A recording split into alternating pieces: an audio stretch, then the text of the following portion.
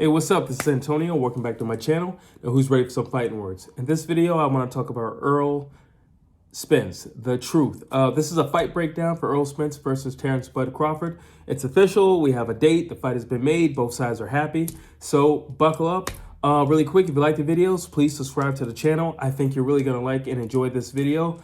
Please leave a thumbs up and let's get into it. First thing that we think about when we think about Errol Spence is he's stone cold. There's zero emotion. He's just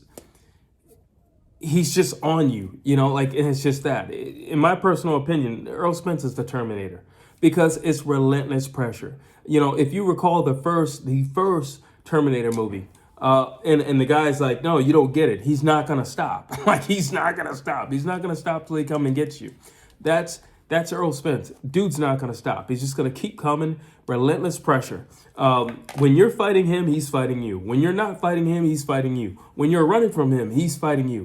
Okay, it's relentless. It's not going to stop. There's no emotion in this man.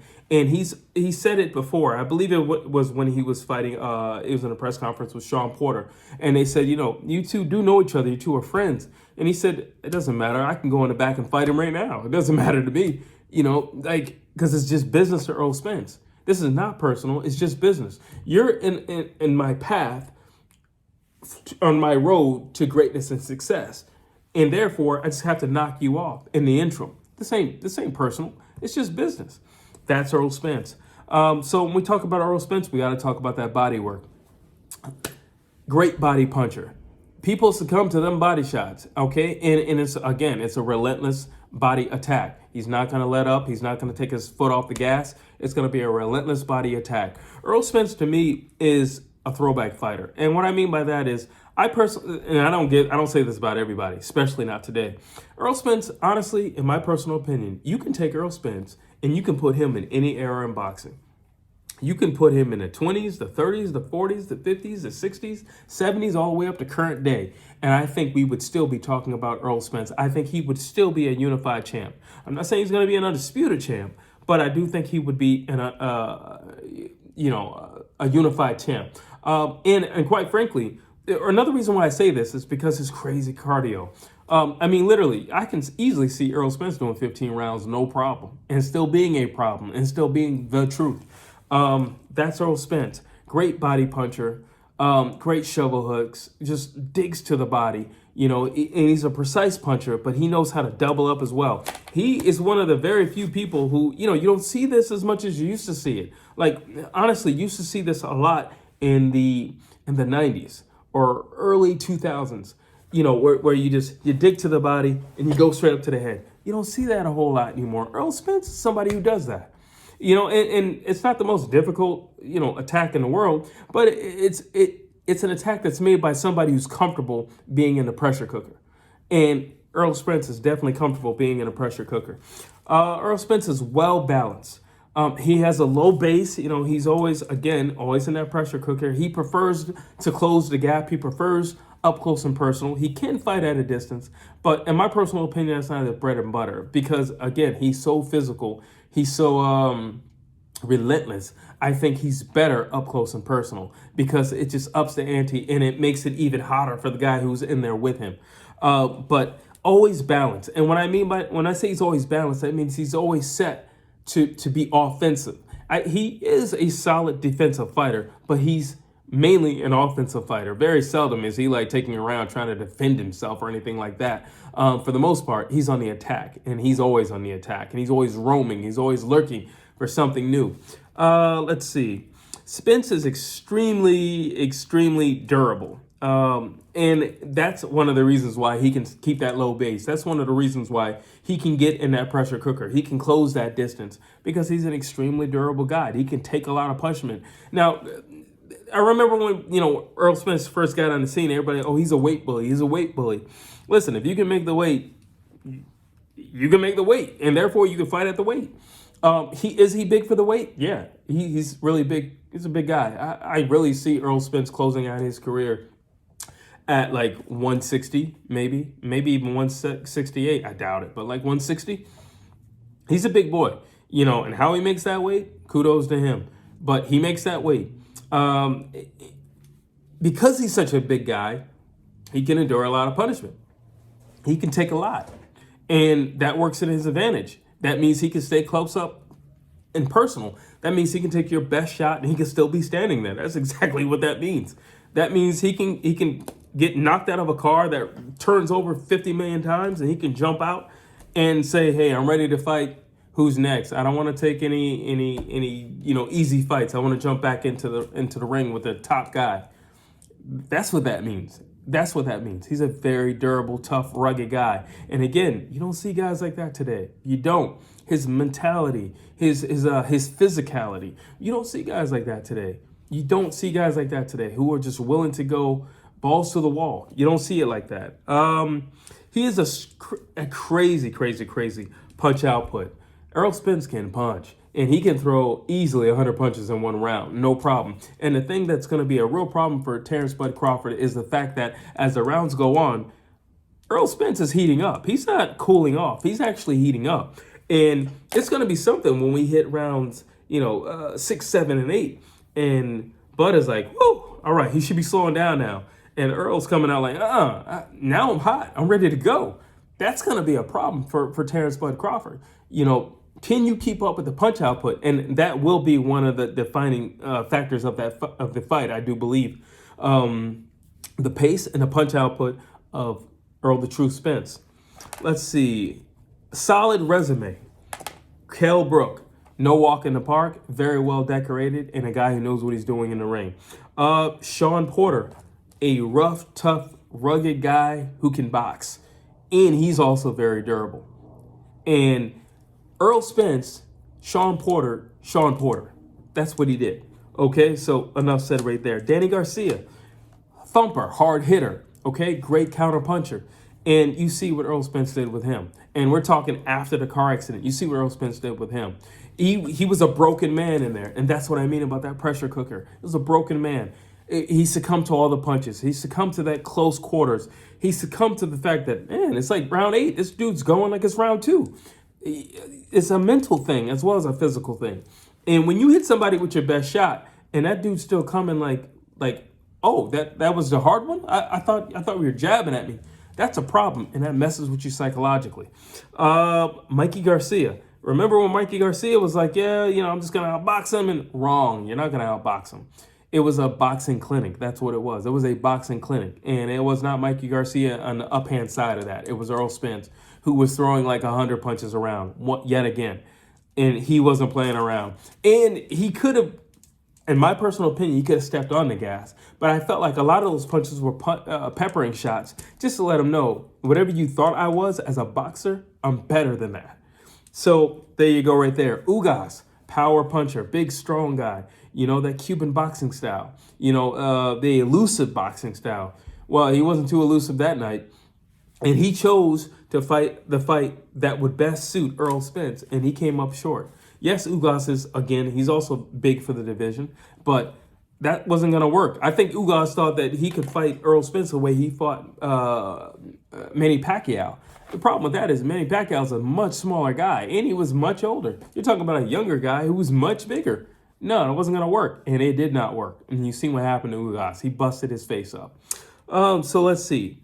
Physically strong. So here's another situation where I think, Terence Bud Crawford is going to have to answer some questions, some personal questions about himself, because Earl's a strong dude. Like when I saw him muscling back on Sean Porter, I'm like, okay. I see what you're doing. You know what I'm saying? Sean Porter was a football player. Sean Porter is extremely athletic. Sean Porter is extremely powerful and strong. He's also very stocky. And to see Errol Spence kind of muscle him around, and they were playing the muscle game and the shove game, it let me know, okay, this is going to be a very interesting fight. This is going to be a very, very interesting fight because, as we all know, Terence Bud Crawford, he's dabbled in wrestling. His son is like, I think, number 4 or something like that in the nation or something like that. So he's no stranger to wrestling. He's no stranger to grappling. But Errol Spence is a very strong, powerful guy. And like I said before, he's very big for the division. And Terence Bud Crawford is still on the downside of that because he moved up in weight. Now, yes, he's been at 147 for a while, so he's had a whole lot of time in years to acclimate to this weight. But still, this is natural for Errol Spence. In fact, he's shrinking down for this. That's going to be an issue, but we're going to see how that plays out in the fight. Very solid defense. Like I said, he has a low stance. He doesn't leave himself out there. Always keeps a high guard. He doesn't leave himself out there at all. I mean, that's one thing about Errol Spence. Like, you go work. If you hit Errol Spence and you hit Errol Spence clean, you're going to work for it. You're going to work for it. But on top of that, just know you're getting like 3 back. It's not going to be a fun night for you if you do touch him, because he's going to touch you back, and he will meet you wherever you are. But it also leads me to, like, he can absorb punishment, and he's ready for the fire. He's ready to return fire. He's great. I'm not going to say he's great at counterpunching, but he's solid at it, because the reality is Errol Spence is used to being first. And it is important sometimes, depending on the particular fighter, to be first. And Errol Spence understands he understands what it means to be first when throwing punches, because you dictate what's going to happen if you're first. You can also dictate where it's going to happen if you're first. So that is important. Who's going to be first? I do believe I can easily see Terence Bud Crawford being the counterpuncher in this fight, mainly because of the punch output of Errol Spence, and just because of Errol Spence easily closing the gap between the two of them. I can see Terence Bud Crawford having no other option but to be the counterpuncher in the fight. Another thing that I think that's going to play a very important role is the double jab of Errol Spence. Not many guys throw double jabs. Not many guys throw triple jabs. But Errol Spence is actually one of these boxers who actually uses his jab and uses it on a consistent basis. And as we have seen, when people use their jab on a consistent basis, it sets things up. It opens things up. It creates things, and it can take you around the world in that ring. And it can get you out of trouble in that ring. And it can bluff for you. Because you can be hurt, but you can still jab, and you can bluff with it. You can pepper with it. You can gauge distance with it. There's a lot of things you can do with that jab, and Errol Spence understands all of these little tactical uses of the jab. And we're going to see how Bud does, because he's not big on throwing. He does throw jabs, but he's not big on throwing jabs, especially nowhere near what Errol Spence is in throwing jabs. So now I've talked about Errol Spence, I do want to mention a few things. What Crawford can exploit in Errol Spence, because I gave you the good stuff. I also have to give you the bad stuff as well. It's only fair. And I will be doing this for Terence Bud Crawford as well, because I remember last time you guys were like, oh, you didn't say anything about him. So I'm definitely going to let you know. I say the positive, but I also say the negatives, and this is for both guys to make it fair. So what Crawford can exploit with Errol Spence. Errol is predictable. Let's just be honest. He's predictable. We know he's coming in. We know he's coming in like a bull. We know exactly where he's going to be. He's going to be right in front of you the whole time. We do know that. We do know the cardio. We do know the power. We do know the strength. We know exactly where he's going to be. Tactically, I don't really feel like there's going to be anything super outrageous or anything that we've never seen before. We know where he's going to be. And you're talking about a guy who is a tactician and a wizard in the ring, Terence Bud Crawford. He can exploit that. Let's see. Errol doesn't adapt very well. I said this before, and a lot of people got angry that I said it, but it's the truth. Errol Spence doesn't adapt very well. You want to know how Errol Spence adapts? Errol Spence adapts to a hard fight by stepping on the gas. That's how he adapts. Errol Spence adapts by doing more Errol Spence. That's how he adapts. So if it's hard and Errol Spence is doing Errol Spence at an 8, Errol's saying, you know what? I'm just going to wrap this thing up to a 10. I'm going to do some more Errol Spence. While somebody else will say, well, maybe I need to take this approach, or maybe I need to step back, or maybe I need to angle off. Errol Spence is saying, no. I'm just going to do some more Errol Spence the next round. And we'll see maybe if he crumbles under, Errol Spence times Errol Spence. He doesn't adapt very well. He just does himself. He just does Errol Spence more. That's what I mean. Let's see. And the reality is, if something's not going well and you're dealing with Terence Bud Crawford and he's setting traps and things like that, well, he's going to exploit that, because he knows Earl's not going to adapt the way you typically adapt. He's going to adapt in a way that says, I'm just going to go harder next round. I'm going to throw more punches next round. I'm going to throw even harder next round. That's how he's going to adapt. So Bud already knows, well, nothing's going to change. I just need to be a whole lot more cautious and keep setting these traps. Bam, there you go. Let's see. Errol has not faced anybody crafty like Terence Bud Crawford. He hasn't. And I mentioned his most notable fights earlier, and he hasn't. None of those guys are nowhere near as crafty as Terence Bud Crawford. None of them. I'm sorry, none of them are. Those guys aren't sneaky like him. They're not crafty like him. I don't think they have all the arsenal that Terence Crawford has. They're not. So this is going to be something out of his realm that he's faced in the past. And let's just be honest. Nobody that Errol Spence has faced has been on the level of a Terence Bud Crawford. Now, granted, you could probably try to make the argument for Bud as well, but I don't really see how. He's faced big, strong, tough guys who won't stop, who are relentless, who are heavy hitters. He has. But Errol Spence has not faced somebody as crafty as Terence Bud Crawford. And Terence Bud Crawford can exploit that. Let's see. Let's see. Like I just mentioned that, Terence Bud Crawford has a bigger arsenal. And I think Errol Spence is going to have to be a lot more aware of more things than just some guy's heavy punch or his physicality. I think he's going to have to be a lot more aware of other things and, setting traps and, possibly getting cut off himself, possibly getting caught up. Listen, Terence Bud Crawford has an amazing uppercut, and he can use that because he knows exactly where Errol Spence is going to be. Like I said, he's predictable. So got to be careful for that. I do think Bud is faster than Errol Spence, and I think that will work in his advantage because you're dealing with somebody who's going to be throwing a whole lot of punches. But if you're faster than him, maybe you can get off before him. Who knows? I doubt it, but I do know that Bud is faster. I feel very strongly that Bud is faster, and I think him being a counterpuncher in the situation, I just feel like he'll be the counterpuncher. It's going to play in his advantage since he's going to be faster, and maybe he can get off more than one shot in that counterpunch. Who knows? Now, I did mention the physicality and the power of Errol Spence, but I said it earlier, and I'll say it again. Terence Bud Crawford can wrestle, and I knew he had Sean Porter locked and sewn when he out-wrestled him and maneuvered him. And I'm saying, oh, this fight is over. Okay, this fight is over. Terence Bud Crawford is deceptively strong, people. People always think, oh, he moved up from a lighter weight, but he's deceptively strong. So I think that's also something that, Errol Spence might run into where he thinks, I'm just going to big brother him and shove him around. I don't know if that's going to work the way you think, because the last couple guys who thought that, it didn't end out the way they thought it was going to end out. But in closing, I will say, what can Errol Spence depend on? Great fundamentals. I think Errol Spence is great at the basics. I think he's amazing at the basics. And that's not an insult. That's a compliment. I think he is amazing at the basics. And I think that is going to get him over the hump. Because when all else fails, all your flashy stuff isn't there for you, you can always rely on your fundamentals and your basics. And as we saw with Tank and Ryan Garcia, when you don't have fundamentals, where it leaves you on the canvas. Earl has another gear. Earl is a champion through and through, and he's always been like this since the beginning of his career.